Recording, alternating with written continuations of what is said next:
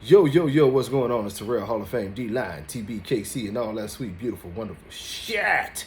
It is a beautiful Sunday here. I had a lot of calls, had a lot of messages all over the place.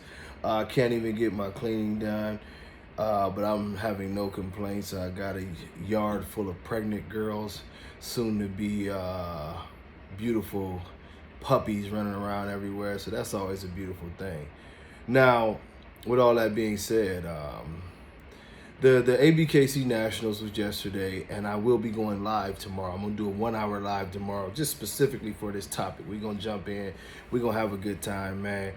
I tell y'all this, man. Damn it. It's a twofold thing, and it's something that'll probably make that discussion go longer than an hour. But I tell y'all this, and this is very, very serious. First of all, my assessment of the dog Blue. He's an impressive dog. He's a beautiful dog. You know, he's a beautiful dog.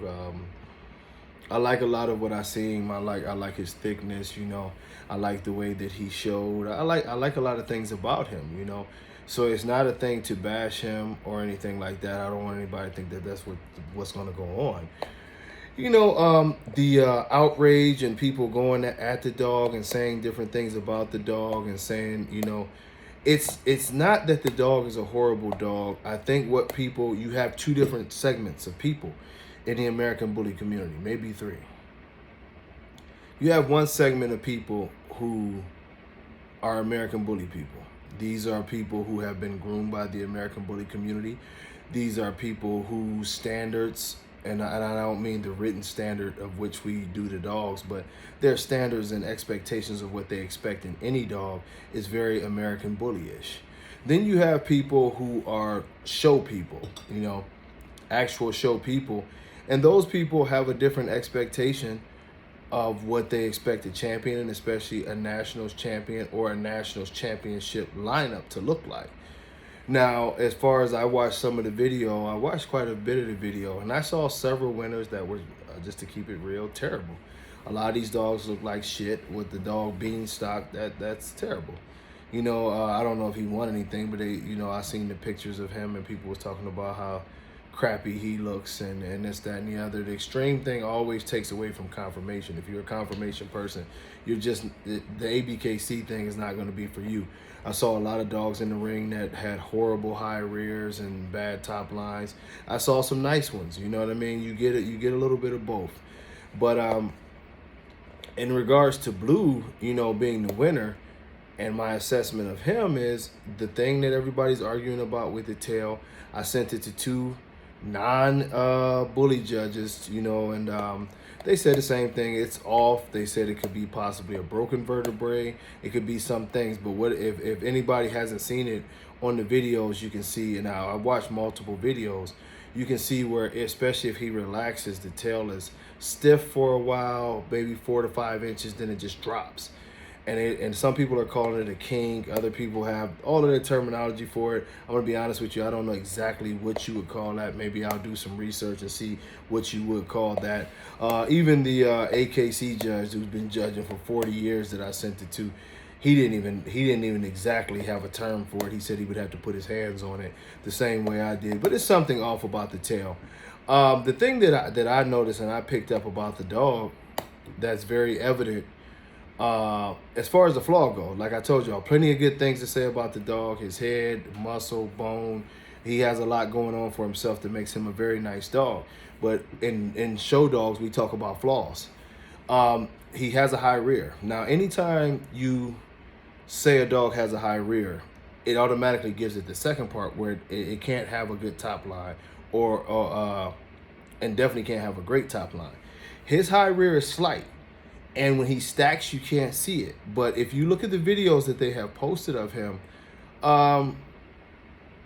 you will see that when he starts to move, and I've always told y'all about movement, you know what I mean? When he starts to move, you can see from his butt down to his shoulder blades, it's a decline right down to the shoulder blades. That means the rear end is set higher than it's supposed to be. In this breed, in the breed standard, it is supposed to it's supposed to be the other way, as to where it can be a slight slope downwards instead of downwards towards the butt instead of downwards towards the shoulders. That's the thing I saw right there. And I guess those were the two main arguing points. Now, when you start talking about are those things that would make him lose the show, considering the competition, no. Considering the competition, absolutely not. That would not at all make him lose the show because the other dogs just weren't as nice as him. Now, I've seen a few that maybe could have gotten in the ballpark, but as far as that, the other dogs just weren't as nice as him, And this argument is going to continue more and more because this is the American Bully world. We are not the Rottweiler. We are not the, whatever other breed, Clumber Spaniel, whatever breeds you want to bring up. We are not them to where our actual standards of expectations of what a champion is the same. And it's sad, but it's just, if you look around the rest of the ring and you've seen dogs that were severely high reared and very long in the back, you know what I mean? Proportions weren't exactly where they're supposed to be. Even with Blue, his back could be a little bit shorter. But when you look for your best dog in your breed, you generally, in other breeds in their biggest shows, you generally don't see a flaw. It's not an evident flaw there. You can try to critique the dog whichever way you want to, but it's not an evident flaw. And I think when we see what is considered to be our best in breeds or our best dogs, or especially our nationals winner, best dog of the year, these type of dogs, and we can point out visible flaws very, very easily, it makes it sort of tough to swallow for those of us who want to see it push toward perfection. I'm not overly critical in this situation. I think what happened there is bottom line. The best dog won, but it says a lot about where our standards are going nowadays, that every year now, outside of probably when the Bear won, we've talked about a flaw or an issue that was very, very prevalent in the dog that took the championship. And it just continues to keep on happening, and we're not bettering the breed.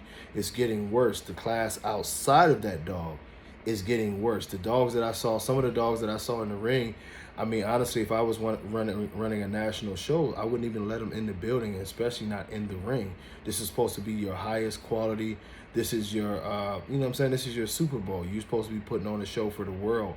And to have a live video with some of those dogs in there who definitely were in bad shape as far as structure goes, it's a black eye and it's somewhat embarrassing. Now, congratulations. There were a lot of beautiful dogs that I seen there that were very, very good representations of the breed, including Blue. You know what I mean? But as we talk about being show people, a nice representation and a show winner can sometimes be two different things. And tomorrow we'll talk about whatever our expectations supposed to be with this breed now, because has the breed been flawed so badly that we can no longer expect these dogs to come in and actually fit the standard to the T?